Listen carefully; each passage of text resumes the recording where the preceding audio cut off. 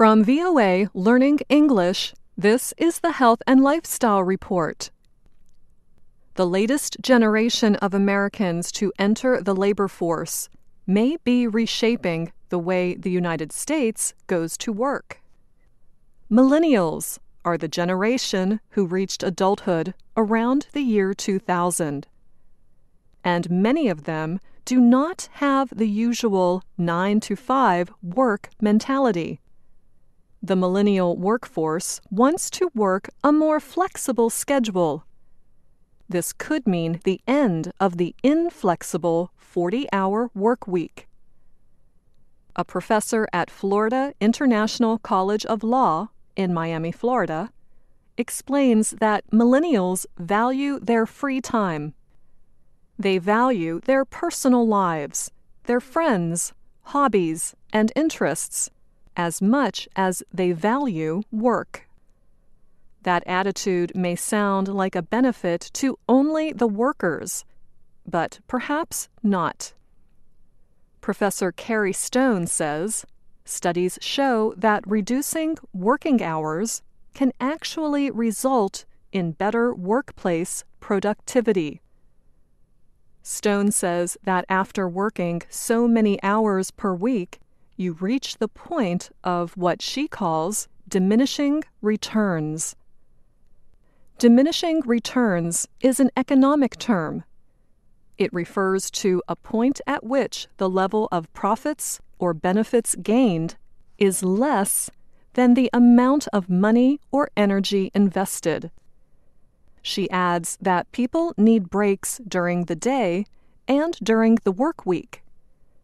During a workday, they need face time to talk to a friend or colleague. Without planning it, they build this time into their workday. During the week, people need time to relax, or downtime.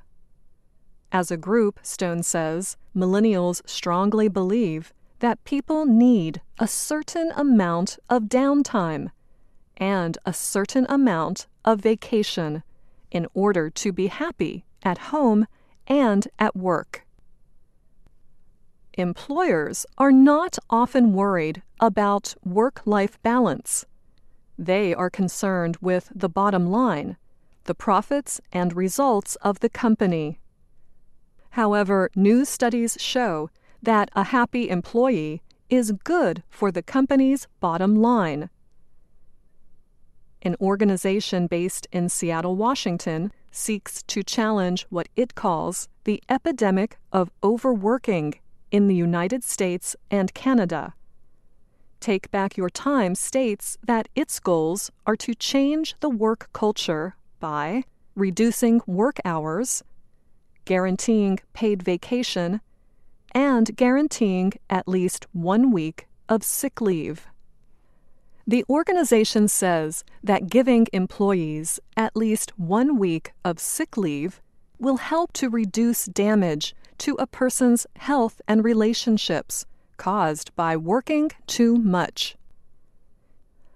Ted Balilis is a psychologist and managing director of a company that advises other companies on how to work smarter. He agrees that in the U.S., there is a work epidemic, or as he calls it, workaholism. He warns that stress is not uncommon in the workplace, along with physical and mental health issues.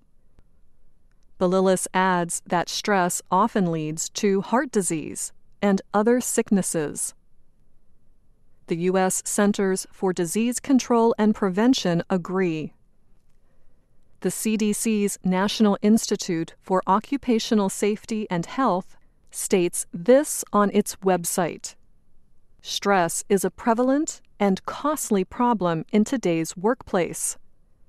Additionally, periods of disability due to job stress tend to be much longer than disability periods for other occupational injuries and illnesses.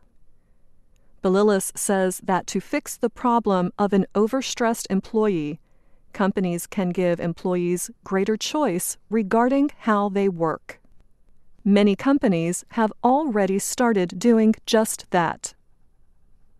For the past year, a small company in San Diego, California, called Tower Paddleboards, has started a revolutionary substitute to the 40-hour-plus work week. They have started a 5-hour workday for their 11 employees. Stefan Arstel is the founder and CEO, Chief Executive Officer. He challenged the 8-hour workday, calling it something that was invented for factory workers 100 years ago. Arstel defends his employee program, saying that it helps to keep his employees healthy. He says that these days, people are not active enough. He adds that disease is on the rise. Prescription drug abuse and alcoholism are also on the rise. He says he believes that making a little more money for many more hours does not make people happy. The 5-hour workday, he suggests, gives people time to do other things in life, such as spending more time with family and friends. So how has this affected his company's bottom line? Arstel's company reports that it is more profitable than ever. But does a reduced workday result in more productivity? Dan Ariely is a professor at Duke University in the southern state of North Carolina. Ariely says there are basically 3 things people do at work. They do productive, thoughtful, deep, useful work, do mindless work that has to be done, and waste time. If you decrease the workday from 8 hours to 5 hours, he says, what will be lost is the meaningful work. There is a push by some workers to reduce their hours at the office. However, some of America's best-known companies are known for their highly driven, workaholic culture. Arstel says that companies are trying many different things to see what works. He adds that Tesla, Apple, and Amazon have teams of workers that are super high performers.